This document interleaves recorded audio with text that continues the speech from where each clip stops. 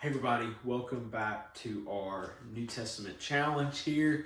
Today we're walking through Revelation chapter 7, and what we see here is what we know of the 144,000. And so what we see here is, if you put on your Old Testament hat, think back to the Old Testament times, there were 12 tribes.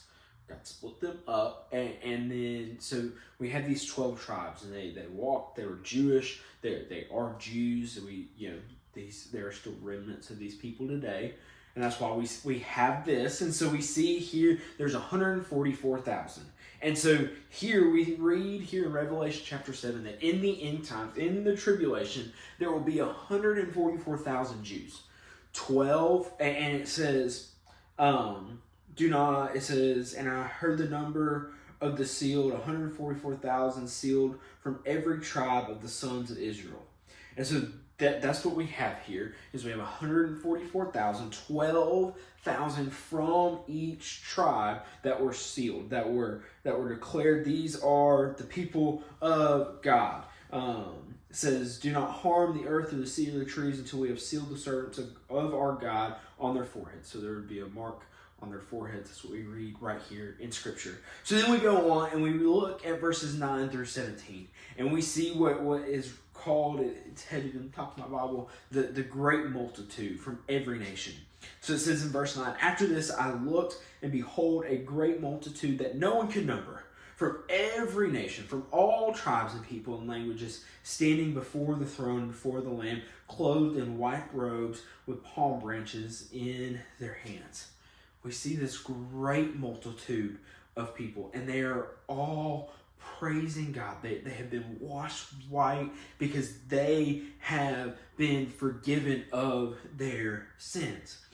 It says, all the angels were standing around the throne, and elders, the four living creatures, they fell on their faces before the throne and worshiped God, just as these people did as well. That's what was happening here. So again, we look and we see here, and what I do this, I'm not trying to discredit or take away from all the different things that happen here in Revelation. But what I want you to understand here is that we're looking at this from a understanding of a general idea of what is happening here. There are so many different avenues that we can go. But also what we are looking at is this from how can this apply to us today? How can Revelation chapter 7 apply to us today, you students here in Alabama? That's what we are looking at. And this is what we see here, and what we can gather here is that even in the end times, through all of this, there are people praising God. There are people coming to know the Lord.